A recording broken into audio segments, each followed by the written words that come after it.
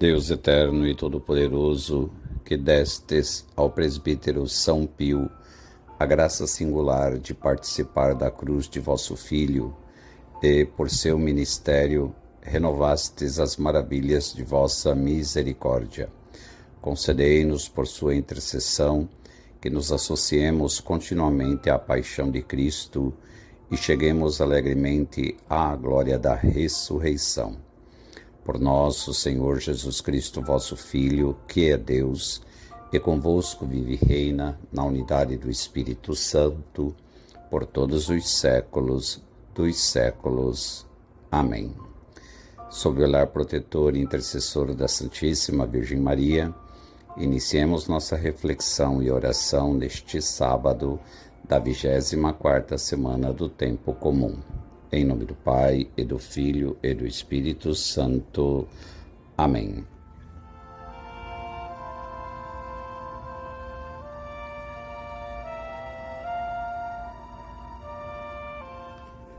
Meus irmãos e minhas irmãs, a Igreja celebra hoje a memória de São Pio de Pietrelcina, presbítero. São Pio nasceu no dia 25 de maio de 1887 em Pietrelcina, Itália. Era filho de Grazio Forgione e de Maria Josefa de Nunzio. No dia seguinte, foi batizado com o nome de Francisco e mais tarde seria de fato um grande seguidor de São Francisco de Assis. Aos 16 anos, entrou no noviciado da Ordem dos Frades Menores Capuchinhos, na cidadezinha de Morcone, onde vestiu o hábito dos franciscanos e tomou o nome de Frei Pio. Foi ordenado sacerdote em 1910, no convento de Benevento.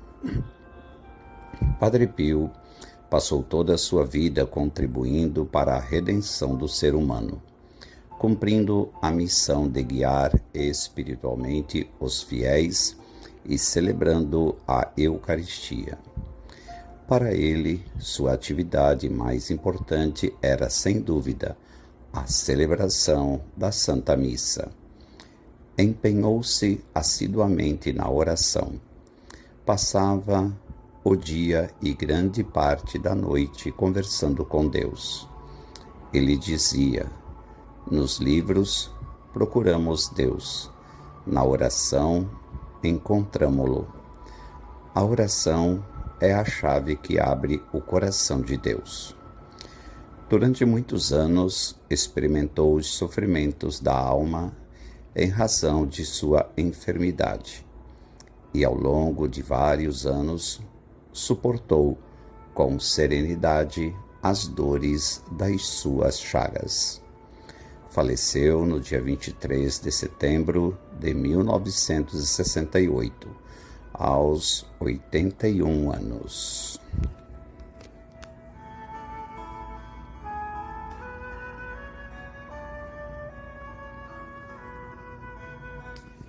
Santíssima Virgem Maria, expressão mais alta da humanidade em oração, modelo da Igreja orante, suplicai em Cristo a misericórdia de Deus e interceda por nós neste momento de reflexão e oração.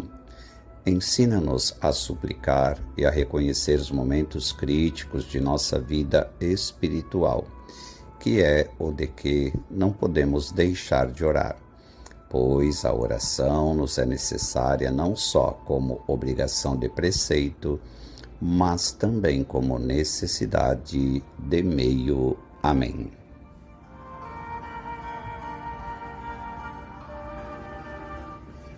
Meus irmãos e minhas irmãs, a liturgia de hoje nos coloca diante do Evangelho de São Lucas, capítulo 8, versículos de 4 a 15.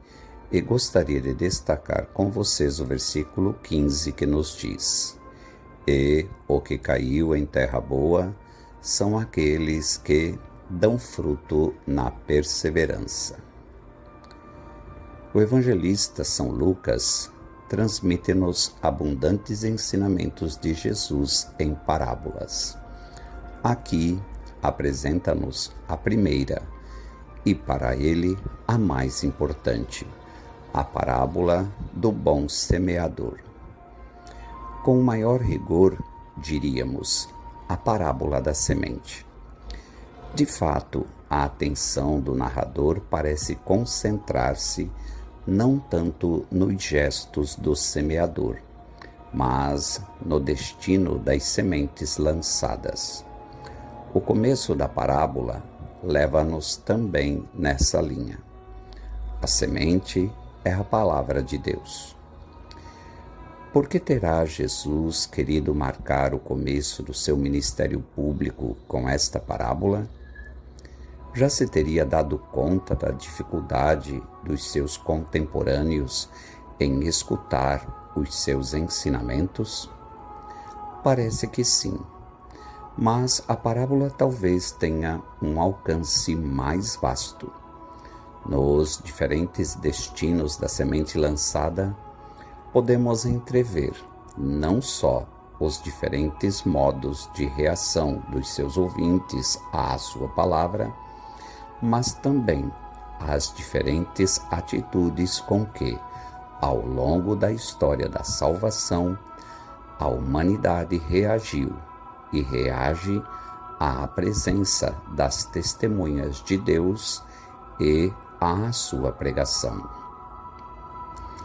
Depois de contar a parábola da semente lançada à terra, para explicar aos discípulos o mistério da palavra de Deus e dos frutos que ela produz, Jesus aprofunda no porquê é que ele usa este método para desvendar os mistérios do reino de Deus. E, por fim, explica a própria parábola da semente. Esta parábola, por um lado, revela a força divina da palavra de Deus e, por outro, convida os que a escutam a oferecerem à sementeira dela a terra de um bom coração. A essa altura de seu ministério, Jesus estava acumulando muitos seguidores. As pessoas se aglomeraram para vê-lo à medida que as notícias de seus feitos poderosos e ensinamentos inspiradores se espalhavam.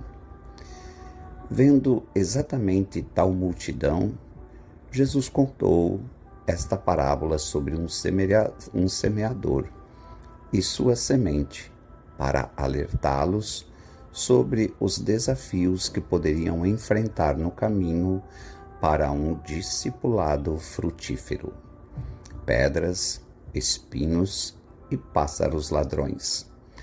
Qualquer um desses itens pode nos fazer lutar para dar frutos para o Senhor. Estas advertências podem levar-nos a questionar: como posso fornecer um solo rico para a semente que Deus me confiou? Primeiro, nutrimos essa semente sempre que mergulhamos na palavra de Deus, ou buscamos na oração, ou recebemos a sua graça nos sacramentos. Ao fazermos essas coisas, fertilizamos nosso solo e estendemos nossas raízes para nos alimentarmos do Senhor. Ao mesmo tempo, Deus usa as nossas experiências em oração para nos trazer clareza sobre quaisquer ervas daninhas nas nossas vidas. Ele nos ajuda a reconhecer lugares em nossos corações que podem estar endurecidos ou sufocados pelas ansiedades, riquezas e prazeres da vida. Lugares que nos impedem de dar frutos. Então, com a ajuda do Espírito, poderemos arrancar essas ervas daninhas, enriquecer o nosso solo e criar raízes mais profundas. Mas esta semente de fé não se destina apenas a criar raízes profundas. Deus quer que ela dê frutos. Isso acontece quando estendemos nossos ramos para cuidar das pessoas ao nosso redor. Ao servirmos uns aos outros, produzimos frutos de amor e humildade, de bondade e paciência. Também produzimos o fruto da justiça, ao defendermos a dignidade e a vida de nossos irmãos e irmãs, principalmente dos mais vulneráveis e principalmente também dos inocentes, que têm suas vidas ameaçadas pelo ativismo judicial tirânico de nossa nação. Nossas obras de misericórdia não apenas abençoam o próximo, mas também ajudam a remover os espinhos e abrolhos de nossos corações. Cultivamos nosso solo por meio de todos esses atos de amor.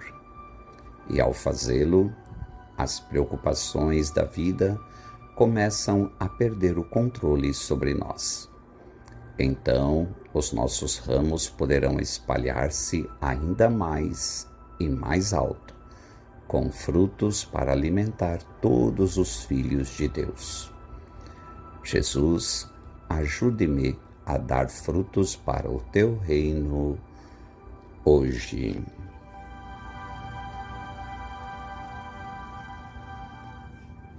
Oremos juntos esta palavra.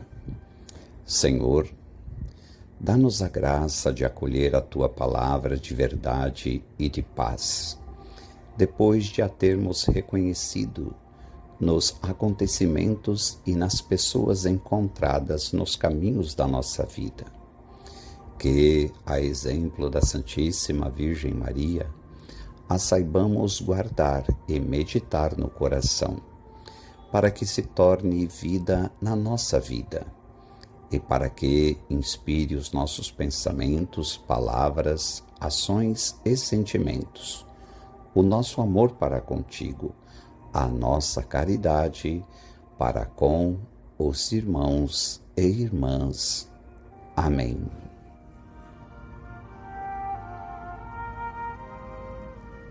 Elevemos a nossa prece ao Senhor da Messe por intercessão da Santíssima Virgem Maria, Mãe da Igreja, e do seu castíssimo esposo São José, para que nos conceda o Senhor inúmeras e santas vocações sacerdotais.